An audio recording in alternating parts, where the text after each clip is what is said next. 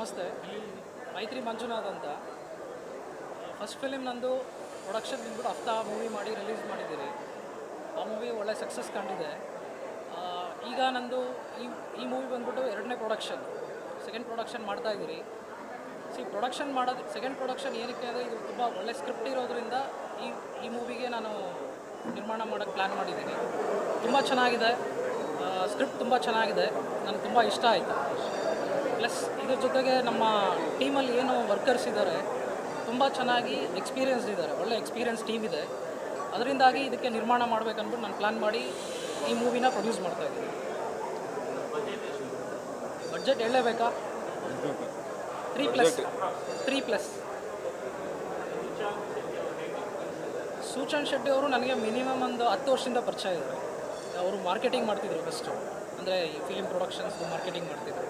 ಆಗಲಿಂದ ನಮ್ಮ ಪ್ರೊಡಕ್ಷನ್ಸ್ಗೂ ಸ್ವಲ್ಪ ಹೆಲ್ಪ್ ಮಾಡಿದ್ದಾರೆ.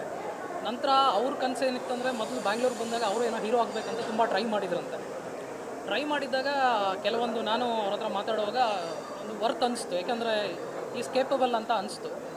ಅವರು ಹ್ಯಾಂಡಲ್ ಮಾಡೋ ಕೆಪಾಸಿಟಿ ಇದೆ. ಯಾಕಂದರೆ ಬ್ಯಾಂಗ್ಳೂರೆಲ್ಲ ಹ್ಯಾಂಡಲ್ ಮಾಡೋದಕ್ಕಿಂತ ಕುಂದಾಪುರ ಅವ್ರದ್ದೇ ಊರಾಗಿರೋದ್ರಿಂದ ಈ ಸಬ್ಜೆಕ್ಟು ಇಲ್ಲಿ ಪರ್ಫೆಕ್ಟ್ ಮ್ಯಾಚ್ ಆಗುತ್ತೆ. ಅದರಿಂದ ಅವ್ರಿಗೆ ಕಂಪ್ಲೀಟ್ ಸಬ್ಜೆಕ್ಟ್ ಇದ್ರ ಬಗ್ಗೆ ಗೊತ್ತಿದ್ದು ಈ ಮಾಡೋದಕ್ಕೆ ಕುಂದಾಪುರ ಬೆಸ್ಟ್ ಲೊಕೇಶನ್ ಅಂತ ಚೂಸ್ ಮಾಡಿ ನಾವು ಇಲ್ಲೇ ಕಂಪ್ಲೀಟ್ 30 to 35 ಡೇಸ್ ಶೂಟ್ ಏನಿದೆ ಅದನ್ನು ಕಂಪ್ಲೀಟ್ ಇಲ್ಲೇ ಮಾಡಬೇಕಂತ ಪ್ಲ್ಯಾನ್ ಮಾಡಿದ್ದೀರಿ.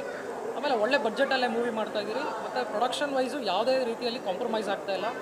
ಇದರಲ್ಲಿ ಎಲ್ಲ ಆ್ಯಕ್ಟರ್ಸ್ ಬಂದ್ಬಿಟ್ಟು ಎಲ್ಲ ನೋನ್ ಫೇಸಸ್ಸೇ ಇರುತ್ತೆ. ಆ್ಯಕ್ಚುಲಿ ನಿಮಗೆ ಗೊತ್ತಿರ್ಬೋದು, ಸಿನಿಮಾ ಅಂದರೆ ಎಲ್ಲ ಹೊಸಬ್ರು ಬಂದರೆ ರನ್ ಆಗಲ್ಲ ಅಂತಾರೆ, ಬಟ್ ಅದೆಲ್ಲ ಕಾನ್ಸೆಪ್ಟ್ ತಪ್ಪು.